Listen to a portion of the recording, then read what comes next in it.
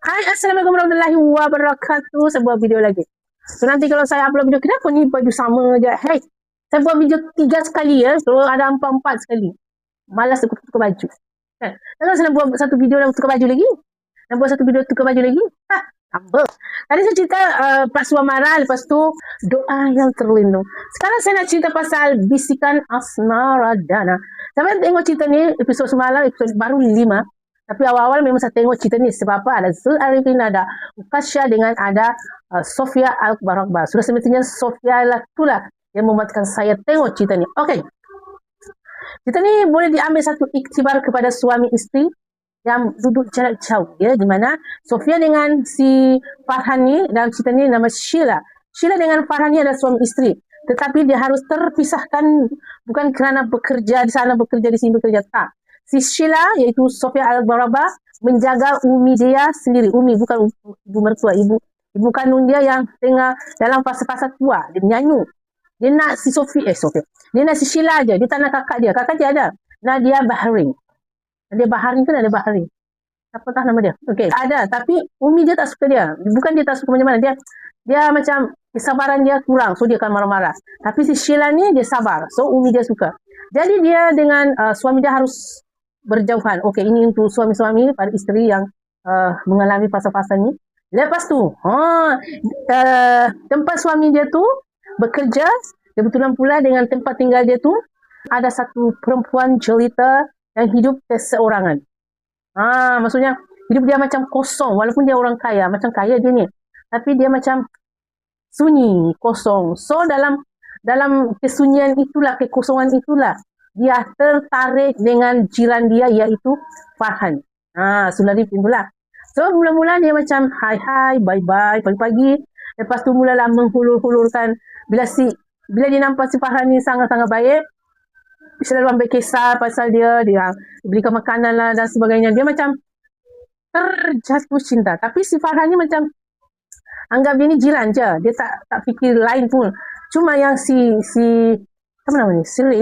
Nurin, siapa nama dia? Lupa. Rin lah, orang panggil Rin.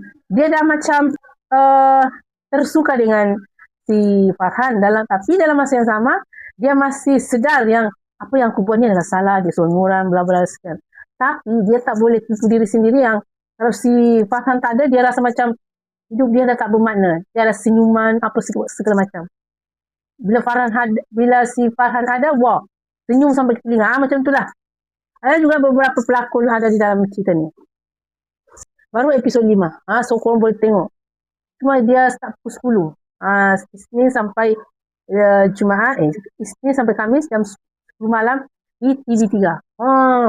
Sekarang ni masih belum tahap penyondol lagi. Tapi dia dah suka dah. Ada cerita-cerita. Sikit-sikit sengaja terjatuh lah. Sikit-sikit siram tangan dia lah air panas biar dia dapat perhatian dengan jirannya si Farhan tu. Padahal ada apa pun. Dia pergi siram tangan dia sendiri supaya apa? Supaya dia ada alasan untuk dia berjumpa dengan si Farhan. Terjatuh macam kaki dia nak patah dah. Padahal tak ada apa-apa pun. Bila si Farhan sudah pergi, baru dia tersakit pun. Episod semalam, Sheila balik ke rumah suami si Farhan. Dia pergilah ke KL jumpa si suami dia. Lepas tu dia hantarlah makanan. Dia ingatkan tiada si Sheila di rumah Farhan tu. Dia ingatkan si Farhan je. Dia tekan locet, sap. Yang buka tu adalah isteri dia. Mau kau tak malu kau? Baru dia, ini ke? Ini baru dia kata, cantik rupanya. Apa? Kau ingat apa? Dia cantik lagi dengan kau. Kau itu perasan. Bila bini dia ada, dia dah semua benda tak kena. Dia macam, dia sebelah ni ada si Sheila. So, dia rasa macam dia dah tak wujud dah. Bila isteri dia balik, bukan happy lagi dia. Senyum sampai ke telinga. So, ini adalah satu jalan sebenarnya kalau saya siapa lah. Di luar sana yang mengalami macam ni. Ada jiran, perempuan, nak dara pula tu, berjiran dengan suami kau yang selalu kau tinggalkan. Bukan kau tinggalkan lah. Terpaksa. Kena hati-hati. Bila sinki dia bocor lah. Benda macam-macam lah. Dia buat supaya tapi masa sinki bocor tu memang dia tak buat lah. Memang bocor. Lepas tu dia bagilah baju. Sebab si Farhan baju dia kena air. So, dia bagi baju. Dan si Sheila jumpa baju tu. So, dia suruh hantar baju tu ke rumah si Rin. Dia tak mau baju tu di rumah tu. Dia tak mau nanti si Farhan pakai lagi. So, disuruh pulangkan baju itu. Bila dia dah pulangkan, dia bagi balik dengan si Rin. Tiba-tiba terjatuh lagi lah si Rin. Saya datang, aduh, jatuh lagi, bersambung. Padahal si Sheila ada warning si Farhan tahu, cakap jangan menyembang lagi rumah perempuan tu, jiran tu. Bagi baju, lepas tu balik. Tapi bila si Rin dia kecewa lah sebab si Farhan datang bagi baju je, lepas tu dia belah. Dia tiba-tiba lah, adalah tu benda tu. Dia tersakit ke, tersepit pintu ke. Tengoklah, tunggu episod malam nanti. Tak ada malam ni hari. Saya tak ada. Tunggu minggu depan.